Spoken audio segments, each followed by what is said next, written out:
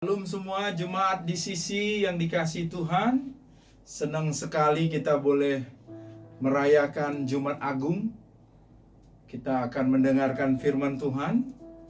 Sebelum mendengarkan firman, saya mengajak semua untuk kita berdoa bersama. Mari kita berdoa. Bapa, kami sangat bahagia di hari ini kami boleh merayakan Jumat Agung di rumah kami masing-masing.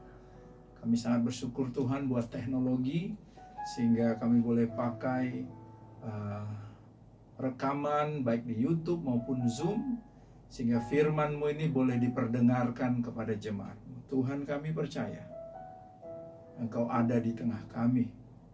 2-3 orang berkumpul di dalam nama Tuhan. Tuhan hadir. Tuhan ada di tengah kami. Kami sebentar mau dengar firman-Mu Tuhan.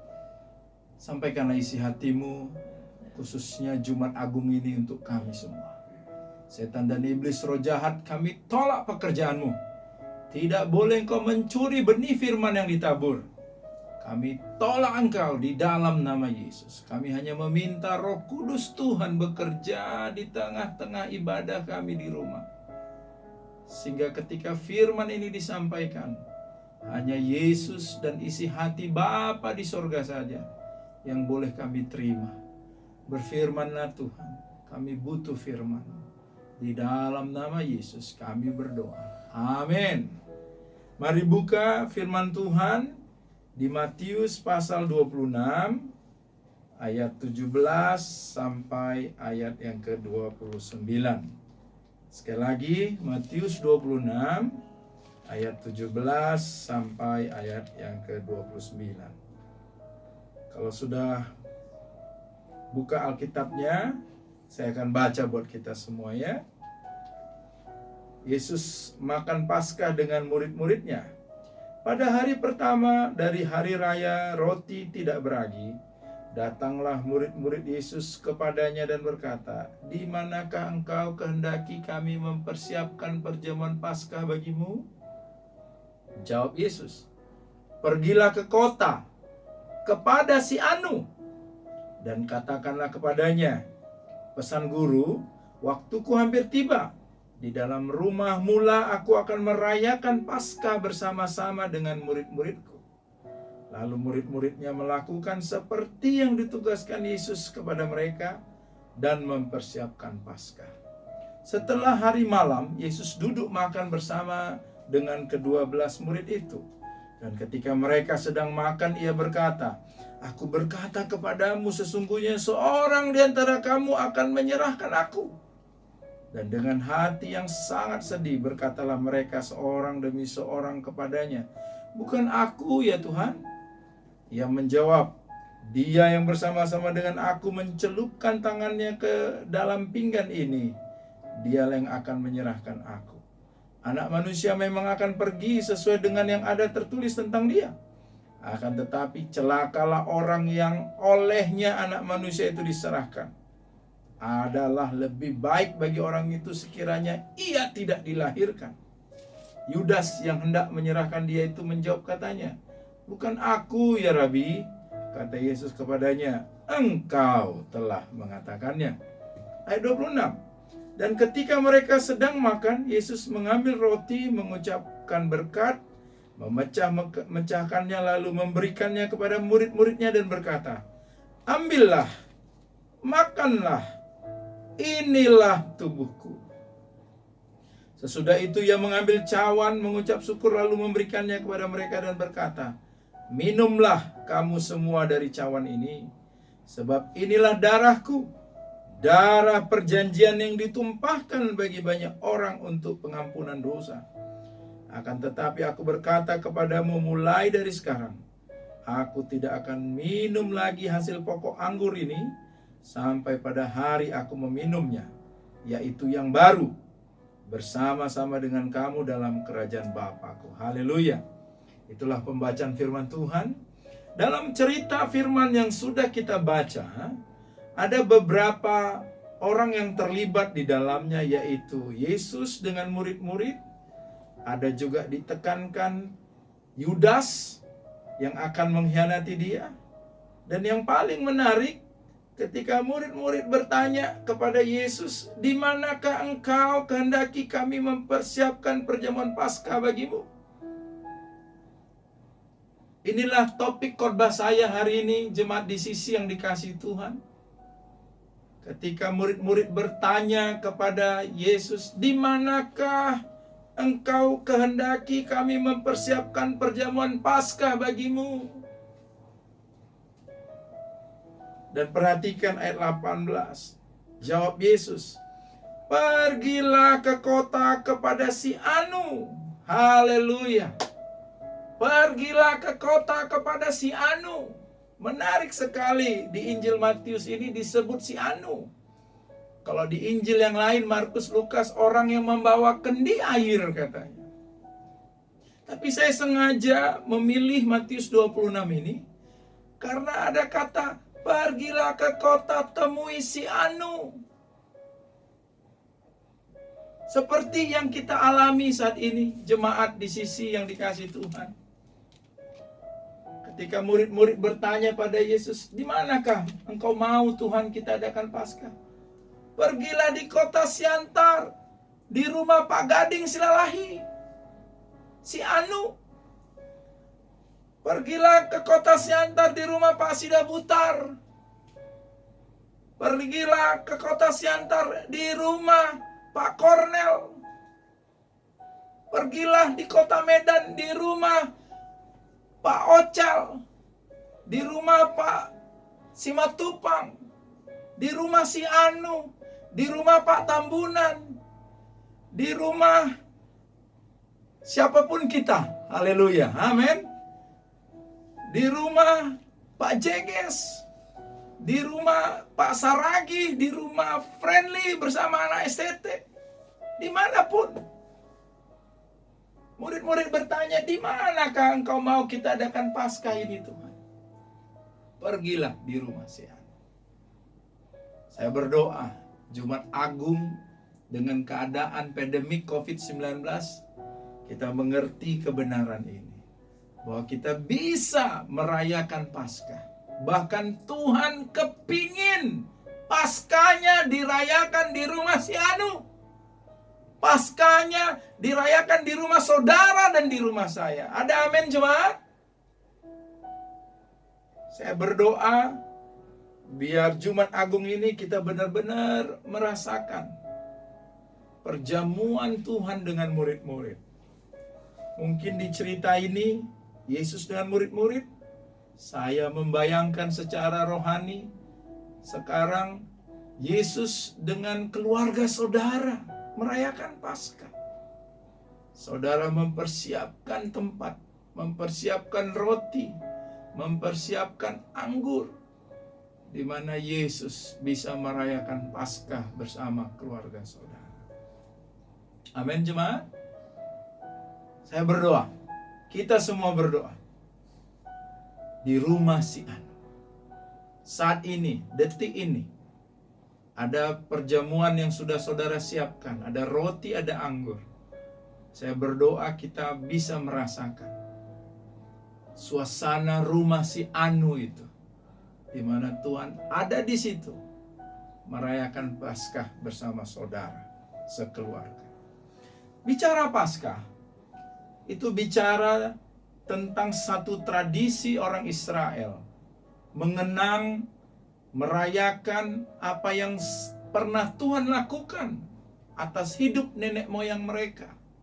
Ketika mereka diperbudak di Mesir, Tuhan mau mengeluarkan mereka dengan kuasa tangan Tuhan yang kuat, diberi 10 tulah. Tulah terakhir yaitu semua anak sulung di Mesir mati, termasuk anak sulung Firaun. Tapi Tuhan berkata kepada Musa, "Aku akan mengadakan pemusnahan di tengah-tengah Mesir, anak sulung akan mati semua di sana. Tapi untuk umatku, sembelihlah satu domba yang tidak bercacat. Percikkan darah domba itu di setiap pintu rumah Israel. Ketika malaikat maut itu lewat dan dilihatnya tanda itu, dia tidak akan menyentuh anak sulungmu." pandemik COVID-19. Kita mendengar orang meninggal di mana-mana. Mari, situasi seperti ini membantu kita untuk mengerti apa arti Paskah. Apa arti Jumat Agung? Ketika Tuhan berkata, aku mau mengadakan Paskah di rumah si Anu. Doa saya Bapak Ibu, kita sudah letakkan tanda darah anak domba di setiap rumah kita. Sehingga permasalahan pandemik COVID-19 ini berlalu dari setiap hidup kita. Ada amin? Itu yang terjadi. Makanya ada Paskah. Sehingga Tuhan meminta kepada murid-murid untuk pergi ke rumah si Anu. Supaya Paskah dirayakan di rumah si Anu itu. Yang kedua, dalam cerita ini, Yesus mengingatkan murid-muridnya bahwa ada Yudas yang akan mengkhianati. Ada Yudas yang akan berhenti percaya pada Tuhan. Ada Yudas yang memutuskan untuk tidak meneruskan iman percayanya pada Tuhan. Saya lihat Alkitab katakan 30 keping perak digantinya guru Tuhan. Dia jual dengan uang 30 keping perak. Permasalahan hidup, kesulitan hidup. Jangan sampai saudara menjual iman saudara. Tetap percaya pada Tuhan. Dan dalam cerita yang kita baca ini juga, selain Yesus mengadres, ada Yudas yang akan menghentikan imannya, yang akan menjual dia, mengkhianati dia. Tuhan juga sampaikan di sini, dia ambil roti itu dan dia katakan, inilah dagingku. Dia ambil anggur itu dan dia katakan, inilah darahku. Bapak Ibu yang dikasihi Tuhan, kalau kita bicara Jumat Agung, tidak akan pernah terlepas dari apa yang Tuhan lakukan di kayu salib. Tidak pernah terlepas dari perjamuan kudus yang sebentar akan kita lakukan. Inilah dagingku, inilah darahku. Kalau bicara masalah daging dan darah, hal yang sama pernah Yesus ajarkan kepada murid-murid. Mari buka Alkitab saudara di Yohanes pasal 6. Ayat yang ke-53 saya bacakan untuk kita.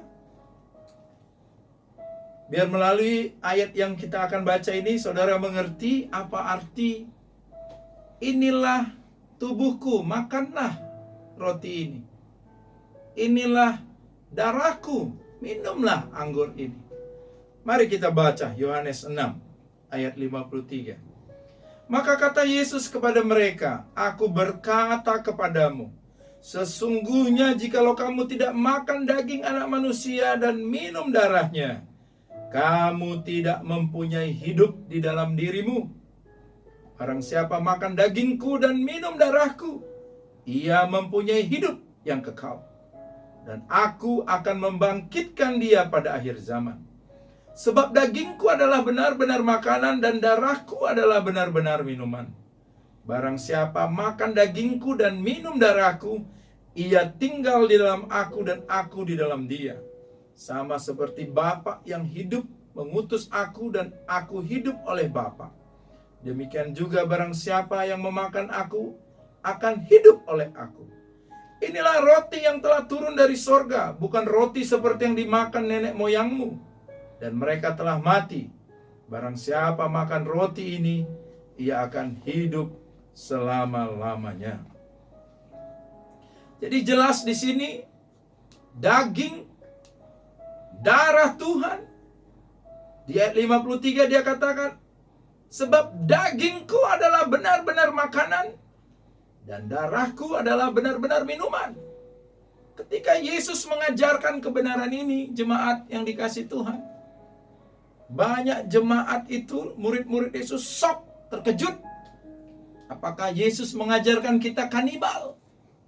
Di ayat 60 saudara bisa lihat, sesudah mendengar semuanya itu, banyak dari murid-murid Yesus yang berkata, perkataan ini keras, siapakah yang dapat sanggup mendengarkannya? Yesus yang di dalam hatinya tahu bahwa murid-muridnya bersungut-sungut tentang hal itu, berkata kepada mereka, adakah perkataan itu menggoncangkan imanmu? Dan bagaimanakah jikalau kamu melihat anak manusia naik ke tempat di mana ia sebelum berada? Rohlah yang memberi hidup, daging sama sekali tidak berguna. Perkataan-perkataan yang kukatakan kepadamu adalah roh dan hidup. Tetapi di antaramu ada yang tidak percaya. Sebab Yesus tahu dari semula siapa yang tidak percaya dan siapa yang akan menyerahkan dia. Lalu ia berkata, sebab itu telah kukatakan kepadamu, tidak ada seorang pun dapat datang kepadaku kalau Bapa tidak mengaruniakannya kepadanya. Mulai ayat 66, mari baca jemaat. Mulai dari waktu itu, banyak murid-murid mengundurkan diri dan tidak lagi mengikut dia. Lihat ini. Makin mengerti kita ketika Yesus berkata, inilah roti tubuhku, makanlah. Inilah anggur darahku, minumlah. Apa artinya saudaraku? Artinya yaitu, jadikan Yesus segalanya. Tanpa Yesus hidup kita mati. Tanpa Yesus tidak ada tujuan hidup. Tanpa Yesus tidak ada arah hidup kita. Tanpa Yesus suami istri akan bingung membangun rumah tangga. Tanpa Yesus orang tua akan bingung membesarkan anak. Tanpa Yesus anak-anak akan bertumbuh dalam ketidakjelasan. Dagingku benar-benar makanan, darahku benar-benar minuman. Jemaat di sisi yang dikasihi Tuhan, jadikan Yesus segalanya dalam hidup keluarga kita. Apapun yang diajarkannya, itu adalah kehidupan. Apapun yang diperintahkannya, itulah arti hidup yang sesungguhnya. Itulah jalan kehidupan yang sesungguhnya. Biarlah anak-anak kita bertumbuh dengan iman percaya pada Yesus. Saya membayangkan anak-anak kita didik dalam jalan-jalan Yesus. Dan dari sejak kecil mereka sudah punya keyakinan daging Yesus benar-benar makanan, darah Yesus benar-benar minuman. Saya berdoa anak-anak muda di gereja kita, mahasiswa profesi muda, mereka bertumbuh dalam keyakinan bahwa daging Yesus benar-benar makanan, darah Yesus benar-benar minuman. Apapun yang diajarkan Yesus, itulah arti kehidupan. Itulah tujuan hidup. Amin jemaat. Mari, biar kita semakin mengerti ketika Yesus berkata, dagingku benar-benar makanan, darahku benar-benar minuman. Dan Tuhan sedang mengadakan Paskahnya di rumah si Anu. Saya berdoa, rumah si Anu itu adalah rumah kita. Amin. Rumah si Anu adalah keluarga kita, di mana Yesus benar-benar jadi makanan, darahnya benar-benar jadi minuman. Tidak ada yang lain di rumah kita selain Yesus, Yesus dan Yesus. Kita berdiri di atas iman percaya itu. Tanda darah anak domba ada di pintu setiap rumah kita. Karena apa? Karena Yesus mengadakan Paskah di rumah itu. Karena Yesus berkata, ini tubuhku, makanlah. Ini darahku, minumlah. Aku segalanya dalam keluargamu. Kalau itu terjadi dalam hidup keluarga kita, pandemik COVID-19, masalah kesulitan ekonomi berlalu dari hidup kita. Amin jemaat. Yang ketiga, selain di rumah si Anu, selain darah, benar-benar minuman, tubuhnya benar-benar makanan. Kalau kita bicara tentang salib, kita bicara tentang Jumat Agung, saya mau kita membuka 2 Korintus pasal yang ke-5, ayat yang ke-14. Sekali lagi, 2 Korintus 5 ayat yang ke-14. Sebab kasih Kristus yang menguasai kami, karena kami telah mengerti bahwa jika satu orang sudah mati untuk semua orang, maka mereka semua sudah mati. Dan Kristus telah mati untuk semua orang, supaya mereka yang hidup tidak lagi hidup untuk dirinya sendiri, tetapi untuk Dia yang telah mati dan telah dibangkitkan untuk mereka. Sebab itu kami tidak lagi menilai seorang juga pun menurut ukuran manusia. Dan jika kami pernah menilai Kristus menurut ukuran manusia, sekarang kami tidak lagi menilainya demikian. Jadi siapa yang ada dalam Kristus, ia adalah ciptaan yang baru. Yang lama sudah berlalu, sesungguhnya yang baru sudah datang. Dan semuanya ini dari Allah yang dengan perantaraan Kristus telah mendamaikan kita dengan dirinya, dan yang telah mempercayakan pelayanan pendamaian itu kepada kami. Sebab Allah mendamaikan dunia dengan dirinya oleh Kristus, dengan tidak memperhitungkan pelanggaran mereka. Ia telah mempercayakan berita pendamaian itu kepada kami. Jadi kami ini adalah utusan-utusan Kristus, seakan-akan Allah menasihati kamu dengan perantaran kami. Dalam nama Kristus, kami meminta kepadamu, berilah dirimu didamaikan dengan Allah. Dia yang tidak mengenal dosa telah dibuatnya menjadi dosa, karena kita, supaya dalam Dia kita dibenarkan oleh Allah. Bicara Jumat Agung, ada kebenaran yang lain yang kita dapat, yaitu karya salib Tuhan di kayu salib itu. Bahwa bukan hanya kita saja yang diselamatkan. Dia mati di kayu salib itu untuk semua orang. Paulus mengerti sekali kebenaran ini, sehingga dia berkata di ayat 14, sebab kasih Kristus yang menguasai kami. Saya berdoa, meminta pada Tuhan, jemaat di sisi dimanapun engkau berada, Jumat Agung ini membuat hatimu dikuasai oleh kasih Kristus. Amin jemaat. Mengerti bahwa Jumat Agung, kematian Yesus itu adalah kasih terbesar buat hidup kita. Ketika kita melihat salib itu, kita bisa berkata, Tuhan, jangan aku saja yang selamat Tuhan.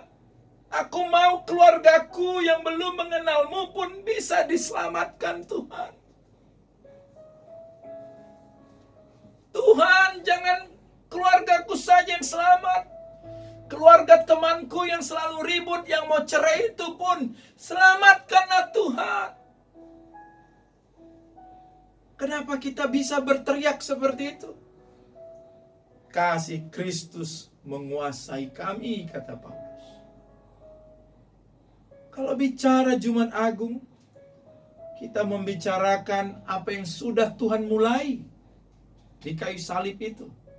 Dan saudara dan saya harus meneruskan apa yang Tuhan sudah mulai. Apa itu? Pelayanan pendamaian. Paulus berkata, Allah memberikan tugas pelayanan pendamaian ini kepada kami. Karena kami adalah utusan Kristus. Oleh kami, ayat 20 saudara lihat, jadi kami ini adalah utusan Kristus, akan Allah menasihati kamu dengan perantaran kami. Dalam nama Kristus kami meminta kepadamu, berilah dirimu didamaikan dengan Allah. Haleluya.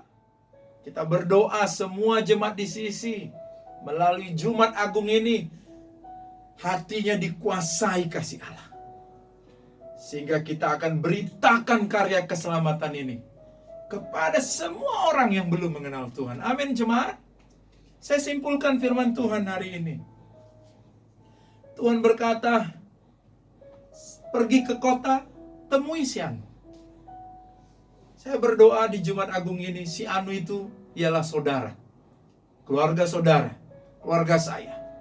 Jemaat di Sisi, baik di Siantar, di Medan maupun di Kelambir 5. Tuhan mau mengadakan Paskah di rumah si Anu. Tuhan mau mengadakan Paskah di rumah saudara. Dia ambil roti. Kalau dulu dia sama murid membagi roti itu, saya membayangkan dia ambil roti, dia bagi sama setiap anggota keluarga saudara. Kepada suami, kepada istri, kepada anak-anak. Dan dia berkata, tubuhku benar-benar makanan, darahku benar-benar minuman. Ketika saudara mengalami Paskah ini di rumah, saudara mengerti bahwa Tuhanlah segalanya bagi keluarga kita. Amin, jemaat. Tuhanlah segalanya bagi pekerjaan kita. Tuhanlah segalanya untuk membangun rumah tangga kita. Tuhanlah segalanya untuk mendidik anak-anak kita. Tuhanlah segalanya untuk masa depan keluarga kita. Dan bukan hanya itu saja. Mengingat salib, mengingat Jumat Agung, kita bisa menangis. Menangis untuk keselamatan orang lain. Karena kita tahu kalau satu orang sudah mati, dia mati untuk semua orang. Supaya orang hidup bukan untuk dirinya sendiri, tapi untuk Yesus. Biarlah melalui Jumat Agung ini, semua keluarga, jemaat di Sisi, tidak hidup untuk dirinya sendiri lagi, tapi untuk Dia. Kalau udah bicara hidup untuk Tuhan, tidak lain tidak bukan, sampaikan kabar baik ini. Mari jemaat di Sisi yang dikasihi Tuhan, kerjakan tugas pendamaian itu. Pelayanan pendamaian. Biarlah Tuhan memakai kita mendamaikan orang dengan Tuhan melalui Injil, kabar baik, apa yang Tuhan lakukan di Jumat Agung ini. Amin, saudara. Mari kita siapkan hati kita untuk melakukan perjamuan kudus.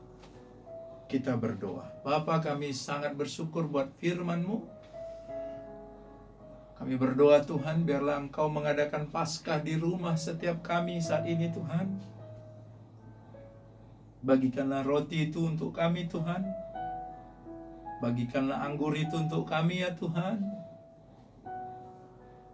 Roh Kudus, yakinkan kami semua